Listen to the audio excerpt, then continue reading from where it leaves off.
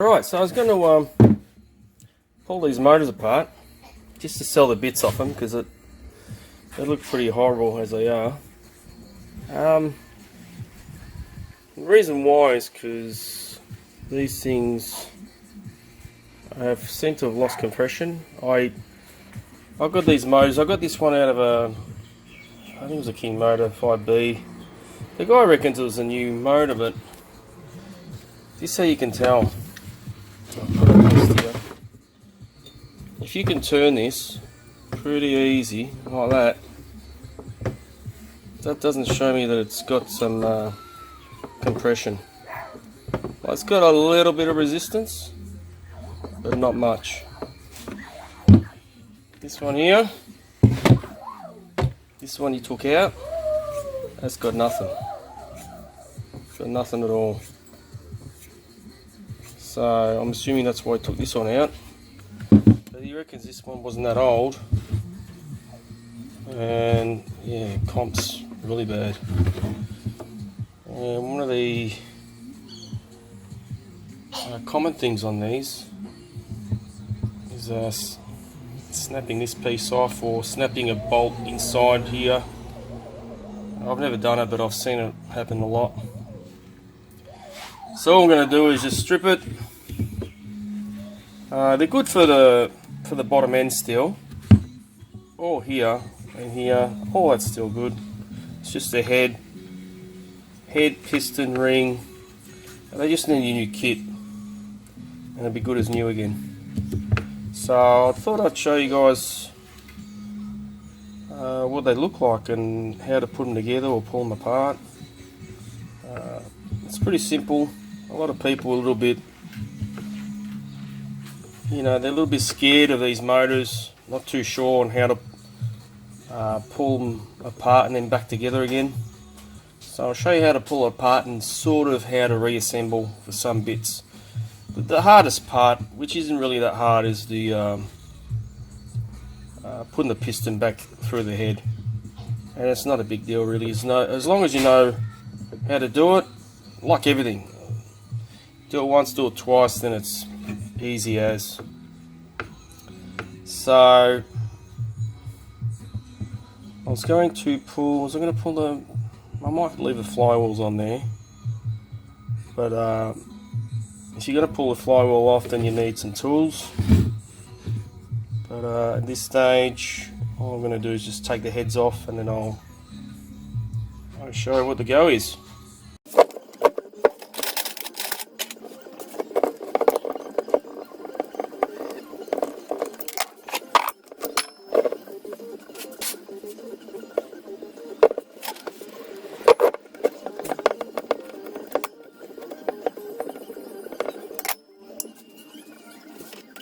So a good thing with these things, to check to see if they're warped still or not, or should I say, to check to see if they're still dead flat, because that's what you want. You want one of these things to be flat as, so it doesn't leak. I'll just put a roller on it, and it gives you a good gauge, and this one seems alright.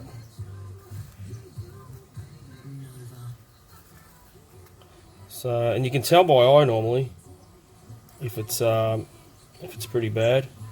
This one seems alright, so worth keeping.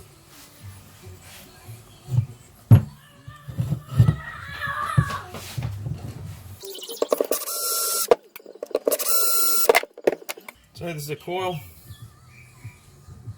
That's for your spark plug.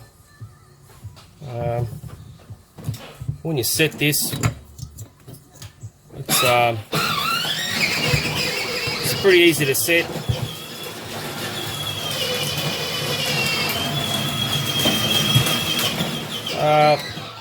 You can get a business card. This is a plastic one, which is just same as a normal business card, but this one's plastic, so a little bit longer wear and sort of thing. But you just jam it under there, put your bolts in, tighten it up, take it out, done. Pretty simple.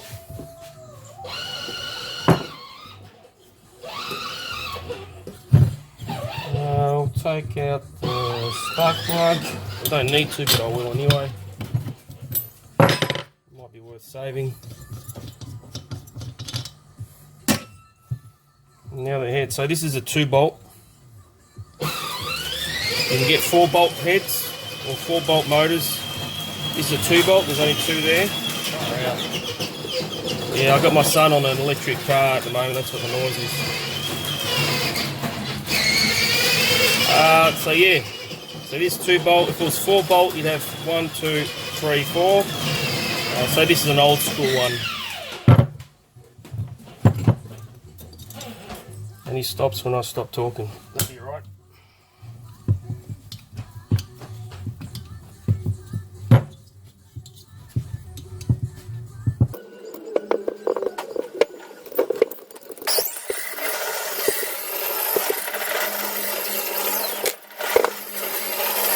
This one's a bit hard to get off. Bit of gentle persuasion. Alright. Looks like it's glued in there.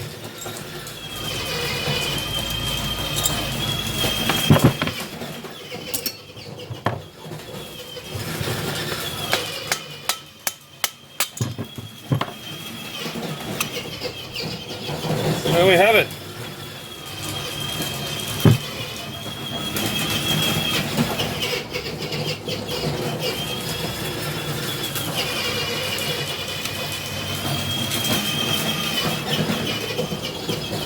So the way to put it back together,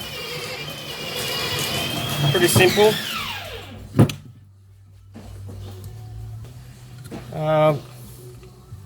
Piston here, there's a little pin right there.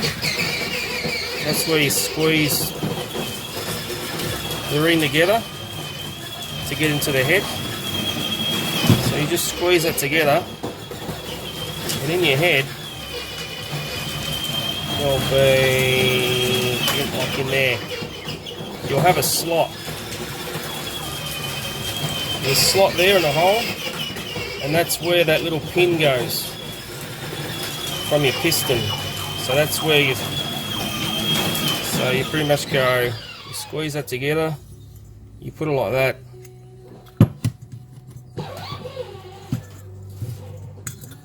Alright, this got so much slop in it. No wonder it's got no comp in it. Like, normally it's meant to be pretty tight to put in. On new stuff you probably want to put a bit of oil, even your 2-stroke oil, just to lube it up a little bit. So look how easy it is to get in and out. It's really worn. When you're looking at your piston, let's say you're going to change the piston on there. When you change it, there'll be a dot. There'll be a dot or an arrow. Always face that towards the exhaust side. So it's always towards the exhaust side. That's what they're designed that way, so I'd stick to that. So there you go. So that's how easy it is to do. So all you need to do to change the piston is a little clip in there, which you normally try not to damage it.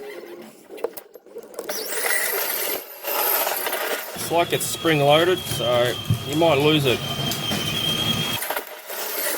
This one's ruined. It's getting stuck to the flywheel time.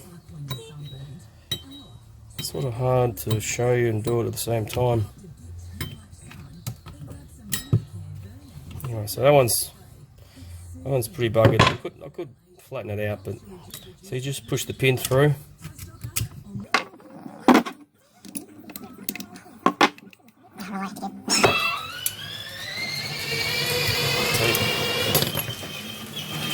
So you go the other way. Just try and push the pin through.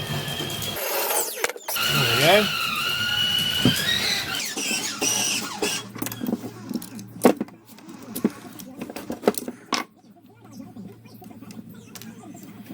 That's your ring.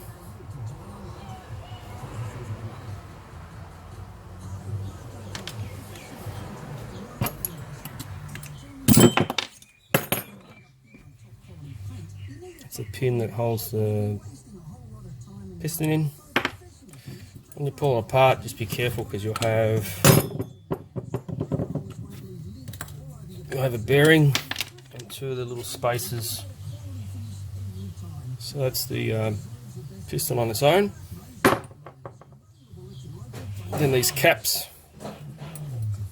So you have the bearing in there, needle bearing, and these caps pretty much just go in one way.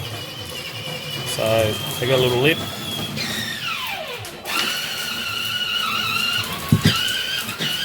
They got a little lip so that it catches the edge like that. And then you just put your piston back in, like that. Put your pin in. Put your retaining clip in. And new pistons in. And then obviously,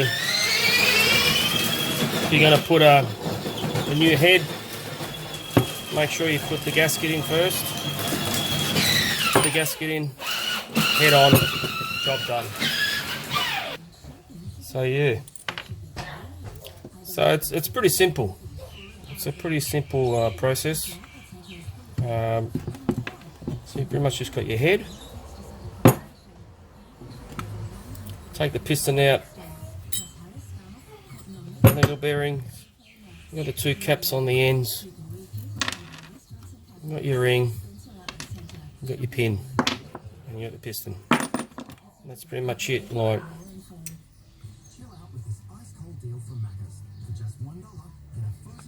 I've never really seen these wear out, but I guess you just want to check if there's any wear up and down. There's always going to be a little bit of movement side to side. There's too much movement in the crankshaft itself, side by side. Something's going on there. But yeah, so this one, if you were just to give it a good clean and put a new head kit on it, like a new motor again. Also, if you were to replace the flywheel for any reason,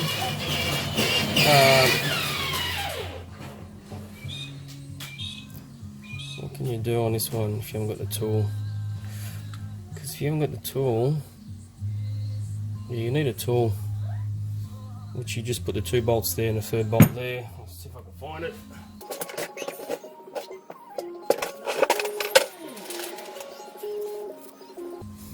Yeah, so the tool's pretty much, you do it up there, do it up in the holes.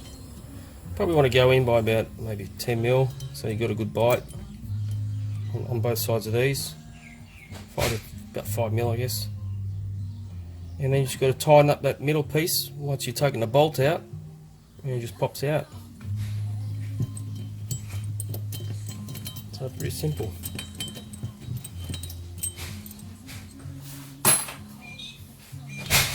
Make note, if you take the head off like this, and if you want to take the clutch off now, it's going to be a lot more difficult unless you got a tool.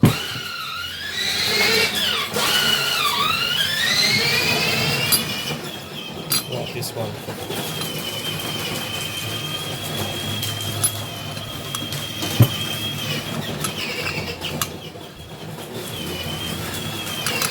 It's not even right for it.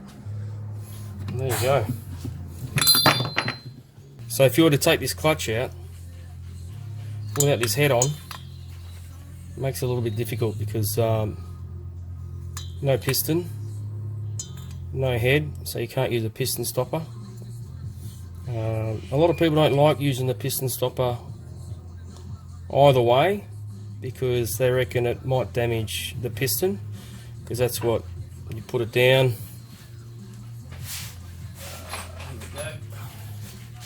You screw this in all the way in, and then that is what stops the piston from going up and down. So you're putting a fair bit of pressure on the piston and on the shaft here. So believe it or not, some people, what they do is they put a rope through one end to the other. They put it through it, and that jams it. It jams it in between, or a cable tie. But oh, I've always used a piston stopper. I've never had any issues. So some people are a little bit, I don't know. Like, to me, this is just a basic motor. As long as you stick to the process, it's good enough. But a lot of people go really all out on getting these set up, you know. Another thing is a lot of people use the copper gaskets. Remember that the thicker the gasket, the higher this head's going to be off, which means less compression inside here. And what you want to do is try and get as much compression as you can. Some people don't actually use gaskets. They just put a bit of sealant on here. When they get tacky, bolt it on, done. And they're having any problems. So I've never done it, but some people have. And that will get you even more compression, you know, because it gets you closer. Then you've got to make sure that the piston's not going to hit the end of the spark plug either. So you got to be wary of those things as well if you start trying to get too much out of them.